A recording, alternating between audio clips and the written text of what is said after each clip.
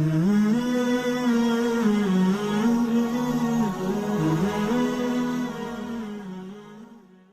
آخری واقعہ جو ہمیں صحیح منزل تک لے جانے والا، میرے دوستو، حضرت عمر کا زمانہ، ساتھ میں کہو کن کا زمانہ، میں جلدی جلدی بتا دوں کن کا زمانہ، حضرت عمر رضی اللہ تعالیٰ عنہ کا زمانہ، بالکل دوپہر کا وقت، چلچلا سی گرمی، حضرت عمر رضی اللہ تعالیٰ عنہ بس ابھی اپنے گھر میں کھانے کو جانے والے، اس لیے حضرت عمر رضی اللہ تعالیٰ عنہ فجر کی نماز کے بعد بیٹھ جاتے تھے تو ظہر تک آپ کی عدالت قائم ہوتی تھی۔ اب حضرت عمر رضی اللہ تعالیٰ عنہ بالکل ظہر کا وقت، نماز پڑھیں گے، نماز کے بعد کھانے کو جائیں گے، حضرت عمر اپنے اٹھنے کی تیاری کر رہے ہیں، ایک بوڑھی عورت دوڑتے دوڑتے آئی اور کیا کہنے لگی، امیر المومنین ذرا بیٹھو، امیر المومنین ذرا بیٹھو، ایک بیوہ عورت آئی ہے، ایک بوڑھی عورت آئی ہے، ایک بوڑھی ماں آئی ہے، اس کی فریاد سن لے۔ حضرت عمر رضی اللہ تعالیٰ عنہ فوراً بیٹھ گئے اور کہنے لگے، بوڑھی اماں آ جاؤ، کیا معاملہ؟ تو بوڑھی اماں نے آ کر کیا کہا کہ عمر امیر المومنین، میرے ساتھ بہت عجیب معاملہ ہو گیا، میرے ہاتھ میں ایک مٹی کا پیالہ تھا اور مٹی کے پیالے میں تیل تھا، میرے ہاتھ میں مٹی کا پیالہ تھا اور مٹی کے پیالے میں تیل تھا، میں آ رہی تھی، میں تو بوڑھی عورت ہوں، ایک پتھر درمیان میں آیا، میرا پاؤں سرک گیا، میں گر گئی، وہ پیالہ بھی ٹوٹ گیا اور وہ تیل جو ہے نا وہ سارا کا سارا، بھائی وہ زمین تھی، ریتیلی زمین تھی، کہا وہ زمین میں ڈھس گیا۔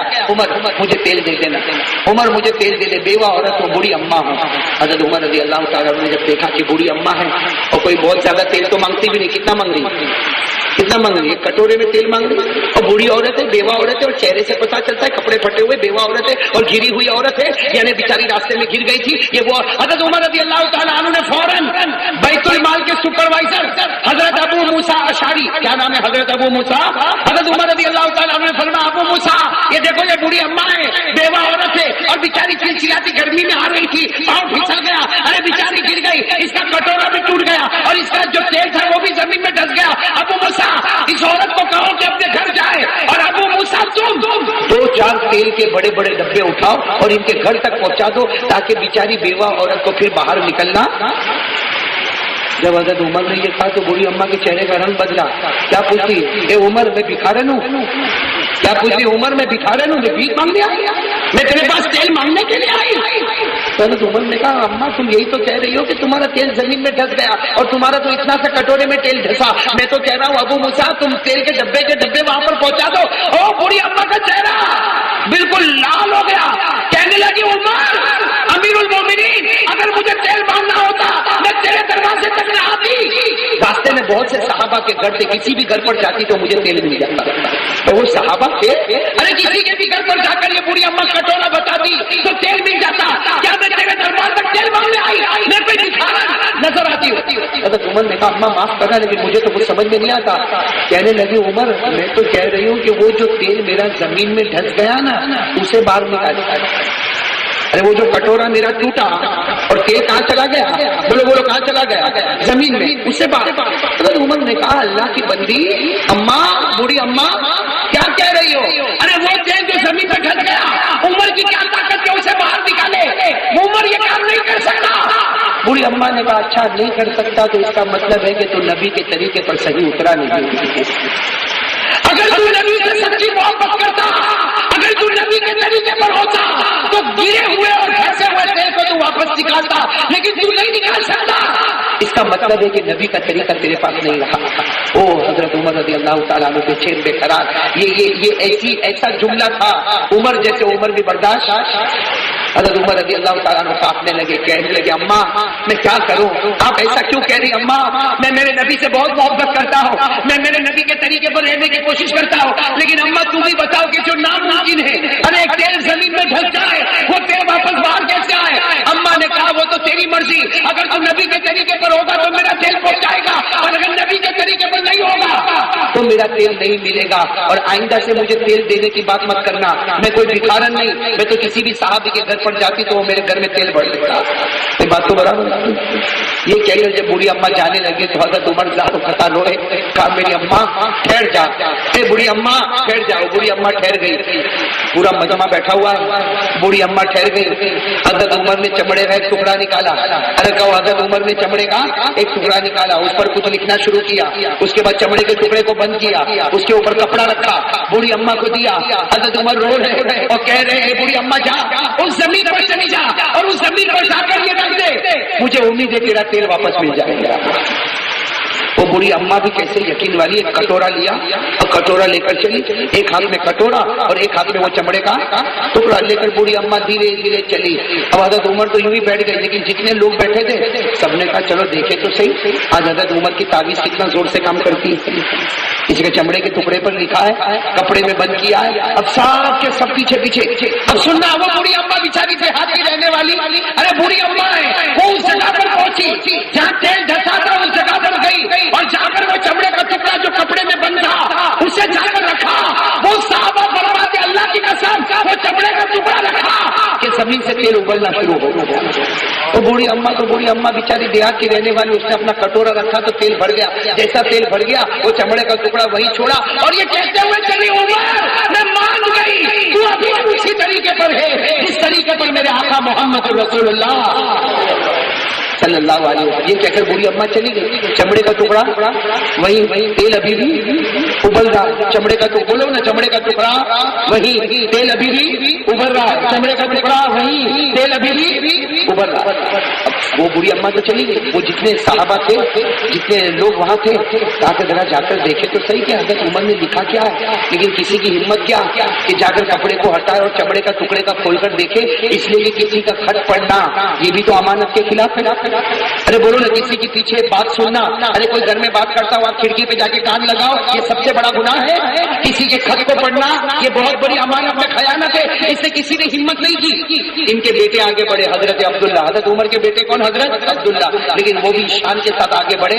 आगे गए, चमड़े के टुकड़े को दूर से बंद कर दिया, उसके ऊपर कपड़ा रख दिया, कपड़े को लपेट लिया और सारे लोगों को कहा, आप लोगों ने देखा कि मैंने अमानत अदा की है, मैंने मेरे अब्बा के खत को पढ़ा नहीं है, लेकिन चलो मेरे अब्बा के पास, हम खुद जाकर हजरत उमर को पूछे कि अमीरुल मोमिनीन तुमने खत में लिखा क्या था कि जमीन से तेल भी उबलने लगा। बात समझ में आ रही ना।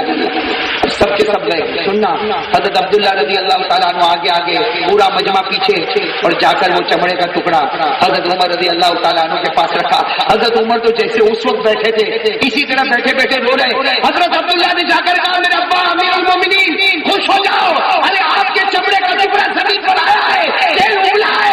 और वो औरत ने अपने कटोरा को भरा है और चली गई है। हजरत उमर रज़ी अल्लाह तआला अन्हु बड़े खुश हुए, कहा लाओ मेरी अमानत मुझे वापस कर दो। चमड़े का टुकड़ा लिया, उसे कोने में रखा। सारे लोगों ने कहा, अमीरुल मोमिनीन जरा ये तो बताओ आपने उसमें क्या लिखा, आपने उसमें क्या लिखा कि जमीन ने अपना तेल वापस कर दिया, कुछ लिखा तो सही। हजरत उमर रज़ी अल्लाह तआला अन्हु ने सबको बिठाया और कहा, सुनो, इस चमड़े के टुकड़े में मैंने दो बातें लिखी। साथ में क्या नाम, इस चमड़े के टुकड़े में मैंने, इस चमड़े के टुकड़े में मैंने दो। और हजरत उमर रज़ी अल्लाह तआला अन्हु ने चमड़े के टुकड़े को खोला और कहा, सबसे पहले मैंने ये बात लिखी कि जमीन तो अल्लाह की मखलूक है, मैं भी अल्लाह का मखलूक हूँ। ए जमीन तू भी अल्लाह की मखलूक है, मैं भी अल्लाह का मखलूक हूँ। तुझे नबी का वास्ता, नबी का सदका, तुझे नबी का वास्ता, तुझे नबी का सदका, ये तेरी बूढ़ी अम्मा को वापस लौटा दे। कहा पहली बात ये, और दूसरी बात मैंने जमीन को कहा, जमीन मैंने तुझे नबी का वास्ता दिया है, बूढ़ी अम्मा को तेल वापस लौटा दे। और अगर तूने नहीं लौटाया तो याद रखना, ये उमर किसी बेनमाजी को तेरे अंदर दफन कर देगा, किसी बेनमाजी को तेरे अंदर दफन कर देगा कि जब वो चलेगा तो इस जमीन का टुकड़ा तुझे भी जहन्नम बनाएगा। मेरे प्यारे दोस्तों, इस वाक्य को सुनने के बाद इतना समझो कि जमीन, अरे बोलो कौन, जमीन नामुमकिन को मुमकिन कर रही है। अरे जमीन के अंदर जो तेल धंस गया है, जमीन उस तेल को वापस फेंकती है। जमीन कह रही है मैं तेल को वापस कर सकती, लेकिन किसी बेनमाजी को मेरे अंदर आने नहीं दे सकती। और यही बात हमारे आका सल्लल्लाहु अलैहि वसल्लम ने फरमाया कि जब बेनमाजी का जनाजा उठता है और कब्रिस्तान में जहाँ जगह खोदी गई है, जब बेनमाजी को वहां पर जाना है, हमारे कान में आवाज नहीं आती, वरना कब्र पुकार पुकार कर कहती है, कब्र पुकार पुकार कर कहती है ये बेनमाजी है, इसे मेरे अंदर आने का। तो आज तक लोग मुझे जमीन कहते थे, ये आएगा, लोग मुझे जहन्नम का गड्ढा कहते हैं। मेरे दोस्तों, बात समझ में आ, आप लोगों को बातें समझ में आ रही जो मैं कह रहा है। ये आखिरी कड़ी है मेरे प्यारे दोस्तों। आज ایک بال کا پکا. اچھا مجھے ایک سوال کا جواب دو. بے نمازی جب قبر میں جاتا ہے, یہ کتاب ہے بشائر الخیرات. کہو کتاب کا نام کیا ہے؟ بشائر الخیرات. اور کتاب کن کی ہے؟ پیران پیر عالم ربانی فیض زبانی غوث پاک شیخ عبد القادر جیلانی رحمۃ اللہ علیہ کی. انہوں نے اس کتاب میں ایک حدیث پاک لکھی ہے کہ جب بے نمازی کا جنازہ اٹھتا ہے, سنو, بے نمازی کا جنازہ اٹھتا ہے اور اسے جب قبر میں رکھا جاتا ہے تو وہ زمین کہتی ہے آج تک میں زمین تھی, آج سے میں جہنم کا گڑھا ہوں. اور میرے پیارے دوستوں کان کھول کر سنو, حدیث پاک میں لکھا جب بے نمازی کو قبر میں ڈالا جاتا ہے سب سے پہلے اس کے کفن کو پھاڑ دیا جاتا ہے. سب سے پہلے قبر میں اس کے کفن کو پھاڑ دیا جاتا, اسے ننگا کر کے فرشتوں کے سامنے کھڑا کیا جاتا. اس کے بعد میں ہمارے آقا صلی اللہ علیہ وسلم نے فرمایا بے نمازی جب قبر میں ہوتا ہے کفن کو پھاڑ دیا گیا, دو فرشتے آتے ہیں, ایک فرشتے ہاتھ میں لوہا ہوتا, وہ لوہا فرشتہ کہتا یہ لوہا وہ ہے جس کو جہنم میں 3000 سال گرم کیا گیا. وہ لوہا لایا جاتا. میرے پیارو, میں کس طرح کہوں میرے پیارو, یہ آنکھ جو ہے نا آنکھ, اس کو چیرا جاتا, یہاں تک لایا جاتا, ناک کو کاٹا جاتا, یہاں تک لایا جاتا, جبڑے کو پھاڑ کر یہاں تک لایا جاتا. اور میرے پیارو قبر میں آگ لگائی جاتی ہے, وہ آگ لگتی ہے بے نمازی کی قبر میں, وہ آگ لگتی ہے جس کا دھواں پہلے آسمان تک اٹھتا ہے. میرے پیارو, یہ تو اللہ نے قبر کے عذاب کو چھپا دیا ہے, ورنہ اللہ کی قسم اگر اللہ نے کھولا ہوتا تو شاید کوئی نماز چھوڑا بھی نہ ہوتا. اس لیے میرے پیارے دوستو یہ حقیقت ہے, ہمارے نبی نے جو کہہ دیا وہ حق. ارے بولو نا, ہمارے نبی نے جو کہہ دیا وہ حق, اس سے بڑھ کر کوئی حق ہو ہی نہیں سکتا. اس لیے کہ نبی فرماتے تھے, زبان نبی کی ہوتی تھی, کلام تو اللہ کا ہوتا تھا. تو چلو میرے پیارو, بات ختم کرنے سے پہلے آج ارادہ کریں. بھائی سب ارادہ کرتے ہو انشاءاللہ؟ بھائی نماز پڑھیں گے, سب پابندی سے نماز پڑھیں گے انشاءاللہ. یہ سارے بیانوں کا خلاصہ, سارے بیانوں کا نتیجہ, آج سے ہماری میٹھی کھاڑی میں یہ وعدہ پکا کرو انشاءاللہ جب تک ہماری جان میں جان رہے گی, بولو جب تک ہماری جان میں جان رہے گی انشاءاللہ, بولو انشاءاللہ ہماری نماز قضا نہیں ہوگی. ساتھ میں بولو ہماری نماز قضا. دیکھو میں نے کل جھاپا بازار میں بھی کہا تھا, آج بھی آپ کو کہتا ہوں, میں نماز کے لیے بھی آپ کے پاس ہاتھ اٹھاؤں گا, کون نماز پڑھے گا, لیکن ابھی اٹھاؤں گا, اس لیے کہ فارملٹی نہیں چاہیے. فارملٹی نہیں کہ مولانا نے کہا میں نے اٹھایا, پھر مولانا کہا دیکھنے آتا کہ میں فجر پڑھا کے نہیں کرا. اس لیے میں آپ کو کہتا ہوں کہ ہاتھ اٹھائیں گے, لیکن ہاتھ اٹھانے سے پہلے ہمارے پیدا کرنے والے خدا کو حاضر ناظر مانے, اللہ کے رسول پاک صلی اللہ علیہ وسلم کی محبت میں آئے.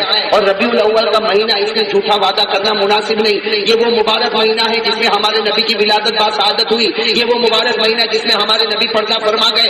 اتنے مبارک مہینے میں اور کئی راتوں سے ہماری میٹھی کھاڑی میں سیرت نبی کے جلسے ہوتے ہیں. میرے دوستوں اتنے جلسوں کا تو میں واسطہ, ہمارے نبی پاک صلی اللہ علیہ وسلم کے مہینے کا واسطہ, اللہ تبارک و تعالیٰ کے پیدا کرنے کا واسطہ, اللہ کو حاضر ناظر ماننے کا واسطہ. میرے پیارو, اگر صحیح بولنا ہو تو ہاتھ اوپر کرنا, اللہ کو جھوٹا ہاتھ پسند نہیں ہے. اگر نماز کے لیے پکا ارادہ اور ہاتھ اوپر ہوگا نا, میں بھی قسم کھاتا ہوں جہنم کا دھواں تیرے ہاتھ کے قریب نہیں آئے گا. اور اگر جھوٹا جھوٹا کرے گا نا تو اللہ کو جھوٹ پسند, بولو اللہ کو جھوٹ پسند. اس لیے دیکھو میں آپ کو تمام واسطے دے کر کہتا ہوں, جو نماز پڑھنے والا وہ ہاتھ اوپر کرے. اس لیے کہ میں قسم کھا کر کہتا ہوں کہ نمازی جنتی. بولو بھائی نمازی, تو چلو ہاتھ اوپر کرے جن جن لوگوں کو پڑھنے کا, اور ساتھ میں کہو انشاءاللہ. بولو ساتھ میں کہو انشاءاللہ, پھر کہو انشاءاللہ. کل کی فجر سے لے کر انشاءاللہ موت کی شام تک انشاءاللہ